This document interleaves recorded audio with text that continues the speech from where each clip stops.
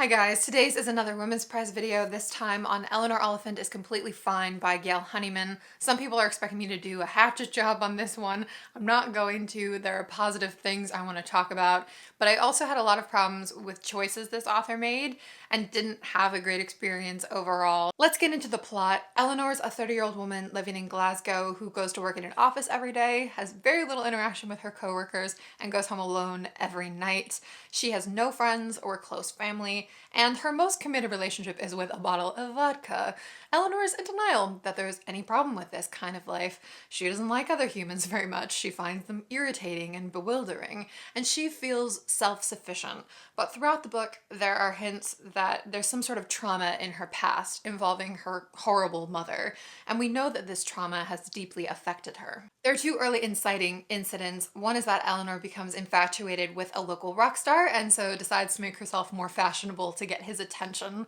And the other is that she and one of her coworkers, Raymond, help an elderly man one day, and this leads to all three becoming friendlier with one another. First, I want to talk about the positives. Maybe my favorite thing about this book is that in a lot of ways, Eleanor is truly unlikable. It happens a lot that a character who's supposedly socially challenged or unpopular is actually super likable and adept once they're put into social situations. The whole outcast thing can be done really lazily, and Eleanor is a true outcast. She has a lot of horrid thoughts about people and can be rude. So when she goes to get a manicure, she's helped by a very young manicurist, and when this girl asks her at the end what she thinks of the final product, Eleanor responds, "Well, I could have done exactly the same thing myself and saved a lot of money." And from Eleanor's perspective, she's just telling the truth, but she doesn't think about this girl's feelings. When she meets a woman with large teeth, this is what she thinks. She had done her best, but nothing could change the size of them, I supposed. They belonged in a far bigger mouth, perhaps not even a human one. I was reminded of a photograph of the Telegraph had featured some time ago of a monkey which had grabbed a camera and taken its own grinning photograph, a selfie. The poor woman. An adjective which one would never wish to have applied to one's teeth was simian. And there's a lot of that kind of actual bitchiness in how she views the world and how she treats other people, which in a weird way made me root for her more than if she'd been sweeter or more palatable, and which makes it believable that she doesn't have friends, so that it's meaningful when she starts becoming friends with Raymond. Their relationship is another plus. To me, it's a testament to friendship and the power that a lot of us take for granted. That someone will care how we feel and hope good things happen to us, and all the other forms of support, large and small, that we get from our friends. And I like that the relationship becomes warmer but remains ambiguous, so that it's not a cookie cutter romance plot. It's not so much a band-aid for Eleanor's past as it is a balm and a fresh start. A lot has been made of the humor. I didn't think this was an especially funny book, but there are definitely charming moments. A cat appears later in the narrative, and like every description of the cat to me was spot on and super funny. Also, with Eleanor being ruthlessly blunt, you get moments like this one where a man asks her if he can buy her a drink, and she responds, "No, thank you. I don't want to accept a drink from you because then I would be obliged to purchase one for you in return, and I'm afraid I'm simply not interested in spending 2 drinks worth of time with you." And throughout, there are lots of pithy one-liners that I appreciated. The last good or maybe neutral bit is something that's possibly controversial. I think the portrayal of trauma is fine. I was thinking about this book in relation to something like A Little Life by Hanya Yanagihara, which in a very different way also features trauma, to put it mildly. And I was asking myself questions like, does trauma have to be the main focus of a book to be dealt with well? Does a book have to announce itself as a serious book to handle a serious topic? And the answer to both those questions for me is no. But it seems that some readers feel comfortable with fictionalized trauma only if it dominates the narrative and gets an in-depth examination, that it shouldn't be a side feature. Now, I don't think this book deserves any kudos for the way it handles Eleanor's traumatic backstory. It's about as unimaginative as it gets in that respect. And the one concern I have with it is there's a strong implication that this trauma is supposed to explain and to a certain extent redeem all of her bad qualities, that they can all be traced back to these specific origins. And that's not how humans work. But I also don't think this emotional damage is minimized or handled insensitively. But this novel didn't work for me, and the reasons for that boil down to two related things. One, this character is preposterous, and two, this book is transparently manipulative. Now, I know that a ton of people have connected to Eleanor Oliphant. They've laughed and cried with her, but I personally couldn't feel anything for this person because I was reminded time and again that she wasn't a person, not even for her author. And it's not the mere fact that she's an unbelievable character that's necessarily the problem. There are lots of far-fetched characters in novels who I've grown attached to. It's the way Eleanor is unbelievable. For one thing, she is a set of finite, clearly defined traits and behaviors that pop up again and again and again. Here are the 5 major parts of Eleanor Oliphant. 1. She has a large and quite formal vocabulary. 2. She complains about or judges other humans. 3. She's confused by situations that any human who has lived in the world would understand. 4. She fantasizes about the rock star and her future life with him. 5. She thinks about how sad and lonely she is while simultaneously claiming that she's not sad or lonely. As the book progresses, we get a 6th trait. Eleanor reflecting on how surprisingly nice human interaction can be. That's it.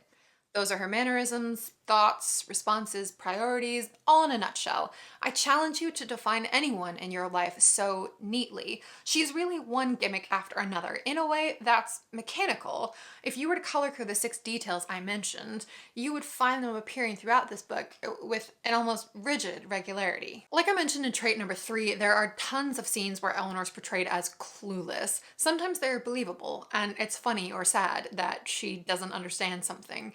But often the author takes this shtick way too far.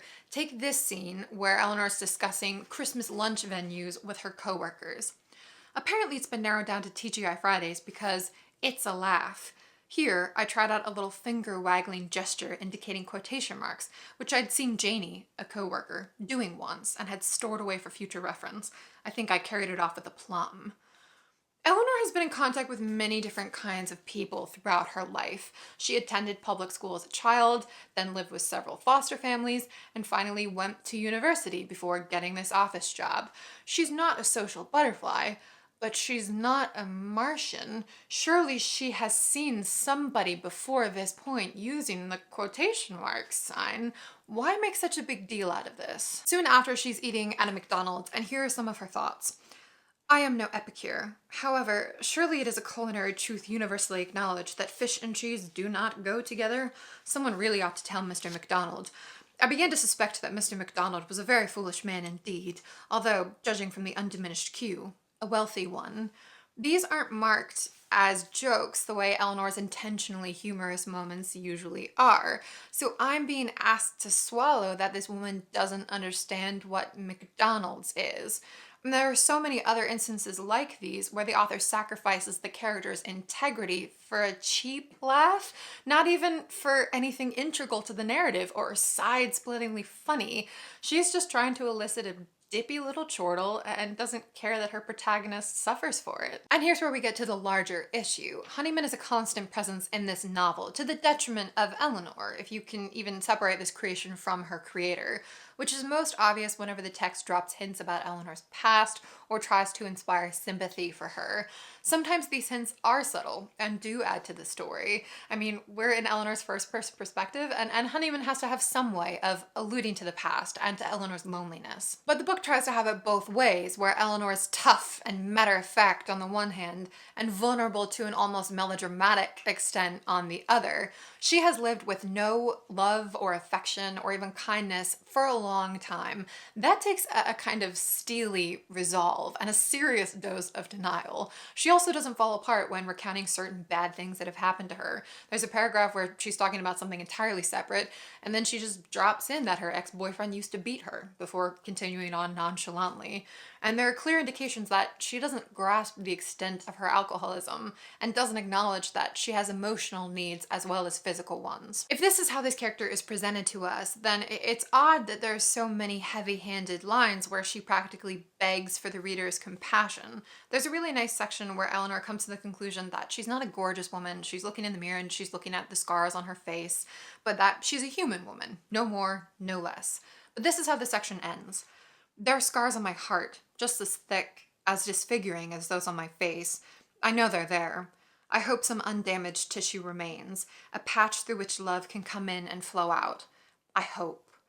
Does that sound like someone who's unaware of her emotional needs? At one point, Eleanor meets Raymond's mother, and he mentions for the first time that he has a sister.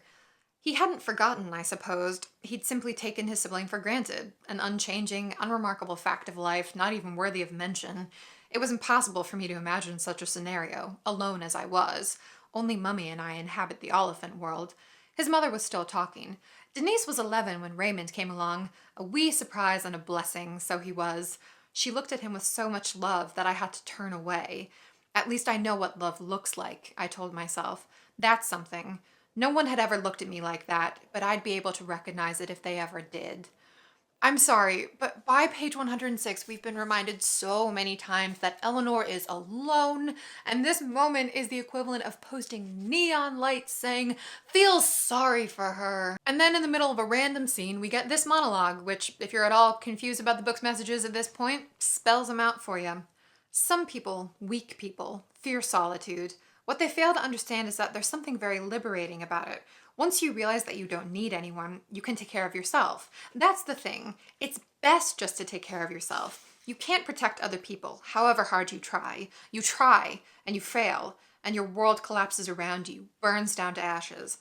That said, I did sometimes wonder what it would be like to have someone, a cousin, say, or a sibling, to call on in times of need, or even just to spend unplanned time with.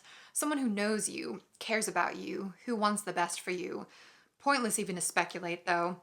I had no one, and it was futile to wish it were otherwise. It's not inherently contradictory for a tough character to also be vulnerable, but that dichotomy is played so thickly in here that the vulnerable moments read more like authorial intrusions than genuine revelations. It made me think of my cousin Sophia, who's 12 now, but when she was younger, she was one of those really performative kids who would do something comical or crazy and then peek up at you to make sure you were watching and to get your reaction. I felt like this book was clearly signposting every reaction I was supposed to have, and then peeking up at me to be like, look, wasn't that funny?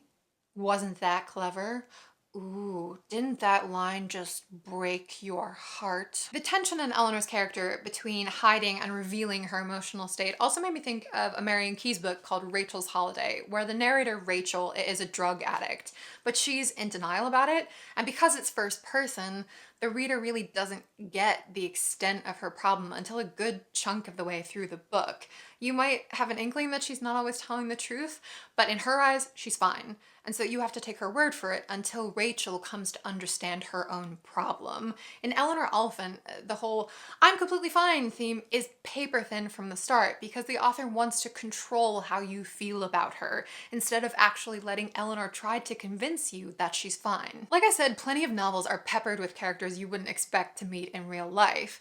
But the problem is that this book is entirely Eleanor's voice. That's the whole experience. And so much is riding on you connecting with her so that when that voice is compromised, the whole narrative is compromised. All the messages about loneliness and friendship and recovery become undermined by the fact that they're force-fed to you in their most basic forms by a voice that sounds like the author. And I know that I'll be accused of thinking too much about all of this, that I should have just enjoyed this book, and I've already gotten several messages to the effect that a book is successful if it's emotionally engaging, and plenty of people have loved this, so why do I need to swoop in and overanalyze the joy out of everything? To which I have a few responses. If you have to turn your brain off to become emotionally invested in a book, that author's work lacks emotional integrity. Intellect isn't the enemy of emotion. And to be clear, I'm not suggesting that anyone who did enjoy this book had to turn their brains off to do so. Like, no. Just that I don't appreciate when people suggest that I'd enjoy anything more if I thought less. We can walk and chew gum at the same time. And I don't find this book lacking because the language isn't complicated enough. I've said before that it annoys me when people treat a book like it's super literary just because it has convoluted, wordy writing. Hard doesn't equal good. The Lonely Hearts Hotel, Hagseed, and the Gustav Sonata are 3 books from last year's long list that are written simply and cleanly. And the first 2 are ones I would categorize as super fun, breezy reads. But they all also have noteworthy literary qualities and specific artistic visions. Basically, I can see why so many elements of this one have appealed to so many readers. And a book doesn't need to be great to be lovable. I love plenty of books that are formulaic and not that great. But when a group of judges is asked to assess this book artistically, I don't understand how it gets any acknowledgement over plenty of other books that attempt so much more and that don't take so many cheap shortcuts. So it comes down to what you believe the purpose of a literary prize is. A lot of people think that if the judges read a book they think a lot of readers would like, that they should pass that book along. And that's a valid opinion. But I personally don't want to close a prize book and wonder if the judges cared about artistry at all. You guys, this comment section is gonna be a bloodbath, and and I knew that as soon as I started having problems with this book. But I appreciate all of you in advance who express whatever opinions you have passionately and politely, which is the vast majority of you. So share your thoughts below, whether you agree or disagree, and I'll see you soon for another Women's Prize review. Bye guys, thanks for watching.